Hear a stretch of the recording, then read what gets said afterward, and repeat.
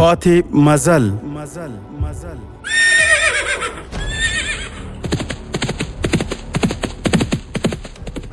د تاریخي ناولونو ځانګړې خپرونه.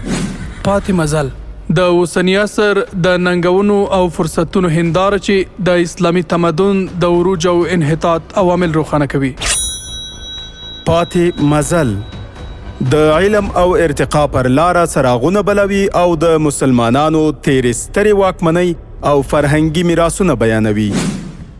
دا تاریخي خپرونه له شنبې تر پنجشنبې د شپې 9:30 په 103.7 FM څپو اورېدلی شئ. امید رادیو د اسلامي تاریخ رښتینې پاڼه.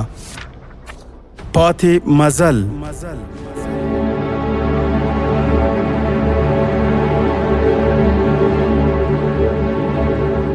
د امید رادیو ډیرو قدرمنو اوریدونکو هیله ده چې ټول به روغ جوړ او په ورځنیو چارو کې بریالي اوسئ.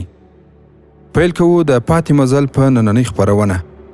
هیله ده چې د خپرونې تر پایه راسره پاتې شئ. الحمد لله رب العالمین والصلاة والسلام على سید المرسلین قائد المجاهدین سید الانصار والمهاجرین وعلى آله وأصحابه أجمعين. أما بعد، ورونو او خويندو، مخکې له دې چې شپږمه برخه پیل کړو، یو تاریخي یاداښت او یادونه اړینه ګڼم.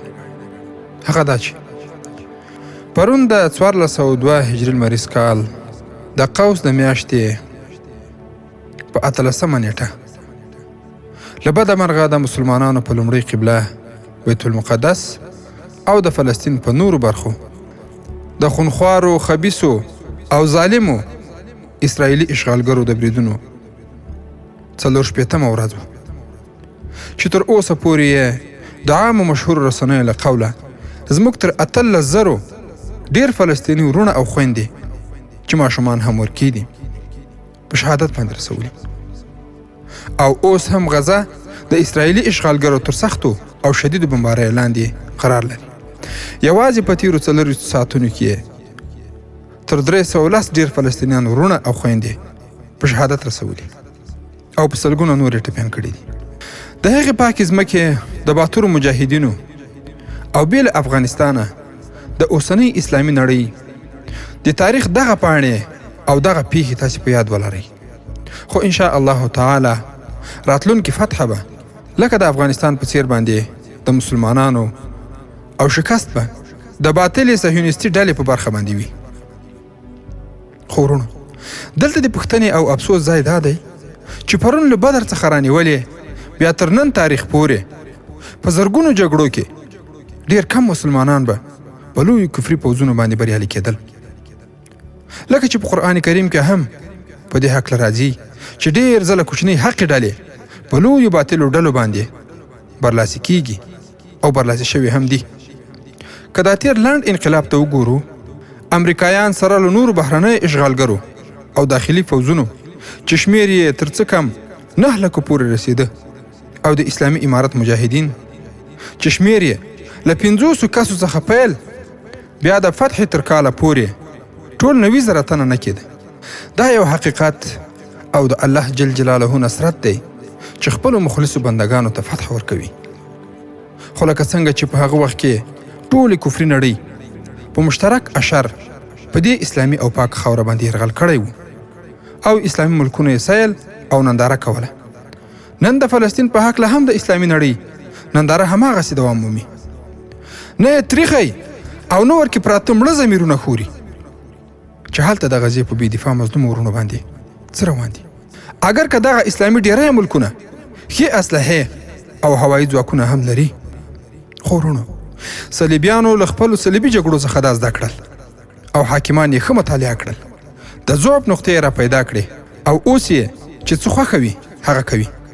خو الحمدلله اسلامي امارت یې غرور له خاورو سره خاورې کړ. د اسلامي امارت دغه فتح او بری په نورو اسلامي خاورو کې اسلامي جهادي ډلو ته یو مثبته تنبیه ورکړه. د هغوی غیرت یې نور هم را په جوش کړ. هغوی ته یو نوې هیله او دا فکر را ژوندی شو چې الله جل جلاله حق ډلې په هیڅ میدان کې هسې نه پرېږدي، خو تر څه ازموینو څخه وروسته به الله جل جلاله خپلو مخلصو بندګانو ته فتح او بری ورنصیب کوي ان شاء الله تعالی. خو ورونو که چېرته اسلامي نړۍ ته وګورو او بیا ورسو د صهیونیستي ظالمو ډلو تعداد او شمېر ته، نو ډېر د افسوس ځای دی چې د 2 میلیارده یا 2000 لکه مسلمانانو سره یوازې 9 میلیونه یا 90 لکه صهیونیستان یا یهودیان شکست نه خوري. هغوی په خپل پلان سره منظم روان دي، خو اسلامي ملکونه یې په خپل منځ کې سره اچولي دي. د هغو سیمو په اسلامي خاورو یې داسې حاکمان مقرر کړي دي چې که چېرته هغوی وایي چې هو ده او که نه ووایي نو نه ده. خو ورونو دا چې 2 میلیارده مسلمانان نن 9 میلیونه صهیونیستي یهودانو ته شکست نسي ورکولی، د دې پوښتنې ځواب تاسې پخپله له خپلو ځانونو څخه وپوښتئ او علت یې پیدا کړئ. دا حالات په داسې حال کې روان دي چې تېره شپه د اسرائیلو او امریکا په شمول د اوربن په موخه باندې یوه ستره غونډه هم ترسره شوه. په دې غونډه کې چې د ملل متحد د منشور 15 فصل د ملل متحد د سرمنشي صلاحیتونه په 9 ماده کې راغلي چې سرمنشي صلاحیت لري تر څو په بیړنیو حالاتو کې د غړو هیوادونو یوه اضطراري غونډه راوبلي تر څو له هغه څه څخه مخنیوی وکړي چې د نړۍ امنیت ته ګواښ رامنځته کوي. ورونو عمومي سرمنشي د دې مادې په اساس باندې ټولو غړو ته خبرداری ورکړ چې ښایي د اسرائیلو دا اعمال او دا مظالم د نړۍ امنیت وګواښي. نو سمدستي اوربند یې غوره لار ده. خو ورونو ظالمې خونخوارې او زموږ په خاوره کې ماتې خوړلې امریکا د دې اقدام په وړاندې باندې زیات رایه ورکړه چې باید جګړه ونه درول شي او اوربند ترسره نه شي. دوی خو دغه خپل منځي مجالس او پریکړې ترسره کوي، ضد او نقیص رایه کې ورکوي، خو الله جل جلاله له حقو ډلو سره ملګری دی او باطل به ځپل کیږي ان شاء الله تعالی. په هر زمانه کې الله تعالی له حق ډلې سره خپل نصرت ملګری کړی او د خپل قدرت نښانې یې ورته ښودلې دي. ورونو که چېرته د اسرائیلو جګړه هم وڅېړل سي نو الحمدلله د هغه ځای مجاهدین اوس په فتحو کې روان دي. د هغه ځای مجاهدین په ښه اطمینان سره له خپلو ځانونو او اړوندو ساحو څخه مقابله کوي. خو هلته بیا چې اسرائیل شاوخوا ساحه یې ټوله په واک کې ده، د هغوی د پوځ په منځ کې هم د الله جل جلاله د قهر یوه نښه ښکاره سوې. هغه دا چې د ځینو رسنیو له قوله د بي بي سي په شمول سره د اسرائیلو په پوځ کې الله جل جلاله یوه نوې داسې ناروغي پیدا کړې چې د شیګلا یا شیګلوس په نوم باندې ده، چې په پوځیانو کې خوني اسهالات، نس درد او د وجود د اوبو کمبود هم پیدا سوی دی. او ان شاء الله تعالی الله جل جلاله به همداسې ذلیل او خوار لري. ورونو دا یوه اړینه تاریخي یادونه. اوس به راسو خپلې کیسې او د شپږمې برخې دوام ته. ورونو په تېره برخه کې تاسې واورېدل چې ځینې تاریخونه هم دا لیکي چې د جولین په شان باندې سردارانو او واکمنانو به د راډریک په شان باندې ځواکمنو پادشاهانو ته خپل لورګانې په ډالۍ کې ورکولې.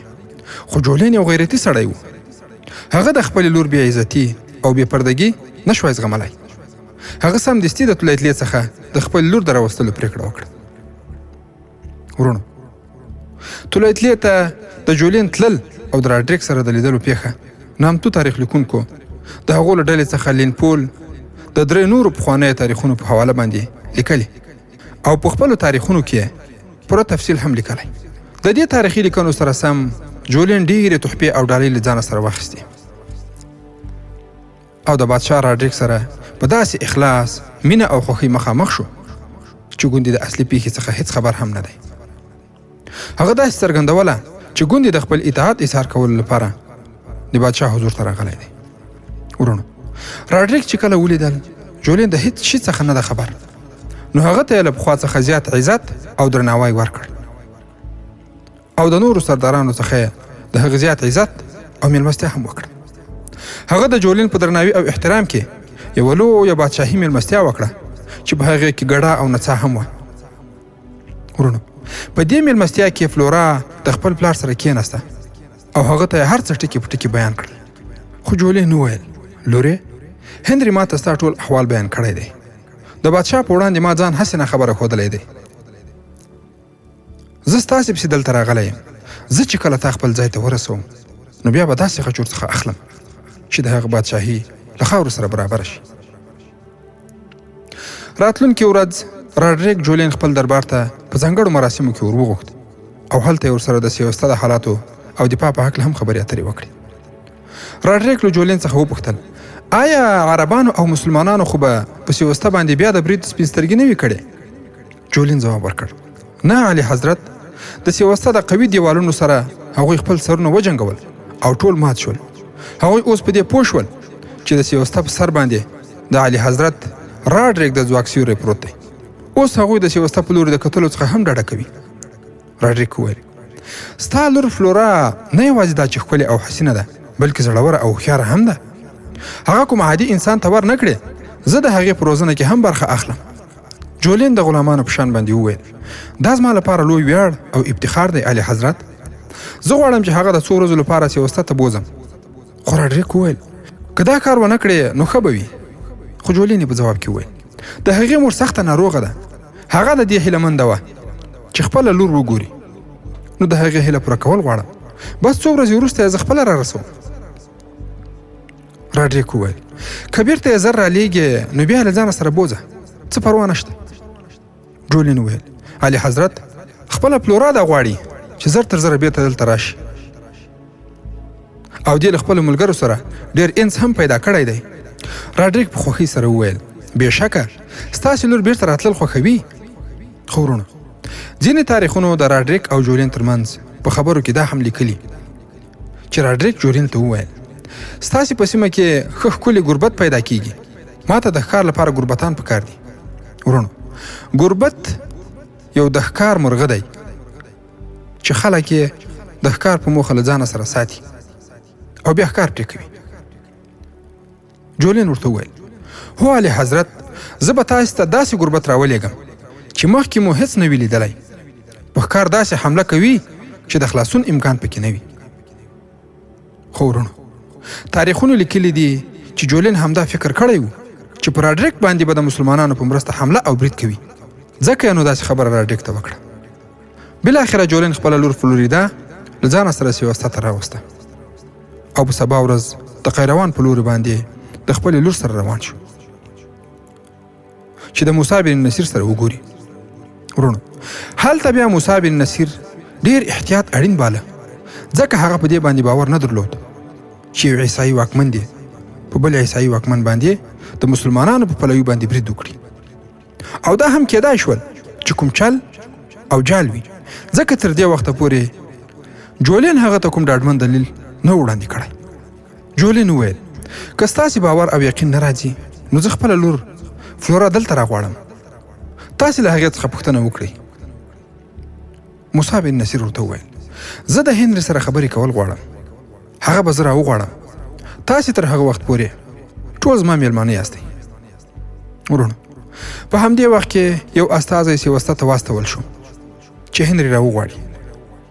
په دې ځنډ کې جولین موسی بن نصیر ته د اندلس او راډریک په هکله باندې زیات معلومات وړاندې کړل چې په تاریخونو کې هغه معلومات خوندي ساتل شوي دي. جولین وویل موسی د راډریک سره زما دښمني اوس نه ده پیدا شوې، دا دښمني ډېره پخوانۍ او زړه ده. تا ته به څرګنده وي چې په اندلس کې د ګوټ قوم واکمن و. راډریک د اندلس په پوځ کې جنرال و. ورټیزا نومه یې د اندلس پادشاه و چې ډېر نرم او ښه خوی یې درلود. عیسایي پادریانو او روحانیونو د دین په نامه باندې ډېر مال او دولت راټول کړی و. هغوی د عیش او عشرت ژوند تېراوه او کلیساوې د ګناهونو اډې او مرکزونه ګرځېدلي وو. هلته د پاپ حکم چلیده او پادریانو د خپلې خوښۍ قانون او اصول چلول. څرنګه چې هغوی روحاني مشران وو نو هر بادشاه یې درناوی او عزت کاوه. بادشاهان هم له دوی څخه ویرېدل. ټولنیز حالت دې درجې ته رسېدلی و چې بېوزله او غریبان نور هم ذلیل او ځورېدل. عوام د بادشاه غلامان ګڼل کېده. عوام خلکو ته لږ مزدوري ورکول کېده او یا به هم په بېګار کم کې و. د ولسي خلکو لپاره سختې او بېځایه سزاګانې ټاکل کېدې چې په عادي خبرو باندې به هغوی ته ورکول کېدې. په ولس باندې داسې مالیات لګول شوي وو چې په دغو مالیاتو سره د هغوی د ګېډو مړېدلو امکان هم نه و. خو په هغو ولسي خلکو باندې دا لازمه وه چې د بادشاه خزانه به یې ډکوله. د همدې خزانې څخه به بادشاهي کورنۍ د مزو چلچوړ لپاره کار اخیست. ورټیزا د ولس او دین دواړو سره مینه او محبت درلود. هغه چې په تخت باندې کېناستم نو د کلیساو په لور یې پام وګرځاوه او هغه د ګناهونو څخه پاکې کړې. بیا شتمنو او مالدارانو ته پام وګرځاوه کوم چې ولس وږی او لوس لغړ ساتلی و. وټیزه د ولسي خلکو څخه مالیات اخیستل بند کړل او په شتمنو خلکو یې مالیات ولګول. په ځمکو یې هم مالیات او ټکس ولګاوه چې په دې سره ولسي خلک یو ځل بیا راژوندي شول او د مالدارانو د شر څخه خلاص شول. دیني ټیکهدارانو، شتمنو، اربابانو، نوابانو، سوداګرو او د ولس وینې زبېښونکو دا حالت چیرته زغملی شو چې ولس یې د دوی سره په یوه قطار او صف کې ودرېږي او د مال راټولولو لارې چارې دې پرې بندې شي. پادریانو او پیرانو د خپل دیني او مذهبي اثر او رسوخ څخه کار واخیست او پوځ یې د بادشاه په خلاف باندې راوپاراوه چې بادشاه غواړي دیني مشران خپل غلامان او د دین او مذهب سپکاوی وکړي. پوځ د بادشاه په خلاف باندې پاڅون وکړ چې راډریک یې مشري کوله. د بادشاه سره ډیر کم پوځ پاتې شو چې د راډریک سره مقابله ونه شوای کړای. پاڅون کوونکو خپل مشر راډریک ټاکلی و، خو راډریک چې کله پادشاهي ته ورسېده لومړی فرمان یې دا صادر کړ چې وټیزه دې ووژل سي. د دې حکم او فرمان سره سم وټیزه ووژل شو. د دې بدلون سره جوخت یو ځل بیا مذهبي مشران، شتمن، اربابان او مالداران په عیش او عشرت کې ډوب شول. ورونو، که چېرته د یهودو، فرانسې او د هغه ځای د نورو ملکونو پخواني تاریخونه وڅېړو، په هغه وخت کې ټولو کلیساوې د ګناه مراکز ګرځولي وو. د ولس په سترګو کې خاورې ور اچولې، له ولس څخه یې درانه مالیات راټولول او خپل عیش او عشرت یې پرې کاوه. او اوس هم همدا حالت په دوی کې روان دی. دا چې د دوی دا حالت میډیا ته نه راوځي دا د دوی خپل تدابیر دي چې د دې لپاره یې نیولي دي. جولین موسی بن نصیر رحمه الله ته پسې زیاته کړه: ای موسی، که ته په اندلس باندې برید وکړې نو ولس به د خپلو عیاشو واکمنانو څخه لاس په سر شي. کیدای شي چې پوځ هم د راډریک څخه لاس واخلي. که ستاسې پوځ په جوش او جذبه سره وجنګېږي نو د اندلس پوځ به ډیر زر میدان خوشي کړي. په دغه حالت کې موسی بن نصیر رحمه الله یو ځیرک، بیدار او هر اړخیز فکر لرونکی اتل و، خو د جولین ته غوڅه خبره ونه کړه. ورونو، 4-5 ورځې وروسته هنري د موسی بن نصیر د استازي سره یو ځای راورسېد. د هنري هم د نورو میرمنو په څېر باندې پوره درناوی وشو. هنري خو جولین ته دا خبره نه وه کړې چې هغه د پلورا سره د لیونیانو په شان باندې مینه او محبت لري او له هغې سره په پټه باندې لیده کاته کوي. خو په اصل کې هغه له پلورا څخه لرې والی نه شو زغملی او د سیوسته څخه تلتلې ته ورپسې ولاړ. ورونو، لکه څنګه مو چې مخکې هم دا یادونه وکړه، هغه د پلمې په توګه باندې جولین ته وویل چې زما زړه په سیوسته کې تنګ شو، نو ځکه اندلس ته د چکر او ساتیرۍ لپاره تللی و. هنري خپل ټول شیان موسی بن نصیر ته څرګند کړل او دا یې ورته وویل چې زه د پلورا سره بیا کچې مینه او محبت لرم او د همدې محبت څخه د مجبوریت په اساس باندې زه تولتلې ته تللی وم چې هلته د راډریک مسله راپیښه شوه او ما د شهزادګۍ پیغام جولین ته راورساوه. موسی بن نصیر د هنري څخه ډېرې پوښتنې وکړې او هغه هم د هرې پوښتنې ځواب ورکاوه. په دې توګه موسی بن نصیر خپل شک ختم کړ. هغه هنري خپل مېلمستون ته واستاوه او بیا جولین ځان ته راوباله. موسی بن نصیر وویل: جولین، ما ستاسې په دوستي او نور وړاندیزونو باندې غور او فکر وکړ. د خپلو چارواکو، سلاکارانو او سالارانو سره مې هم سلا مشورې وکړې. زه اوس په تا باندې باور کوم، خو په پریکړه کولو کې زه آزاد نه یم، ځکه اندلس کوم کوچنی هیواد نه دی او نو د هغې پوځ کمزوری دی. زه به د امیر المؤمنین ولید بن عبدالملک څخه د دې لپاره اجازه غواړم. همدانن به د امیر المؤمنین په نامه باندې پیغام او استازی واستوم. تاسې به د جواب لپاره سترګې په لاره اوسئ. استازی به ډېر تیز وي، خو بیا هم یوه میاشت وخت نیسي. تاسې خپل ځای ته ولاړ شئ.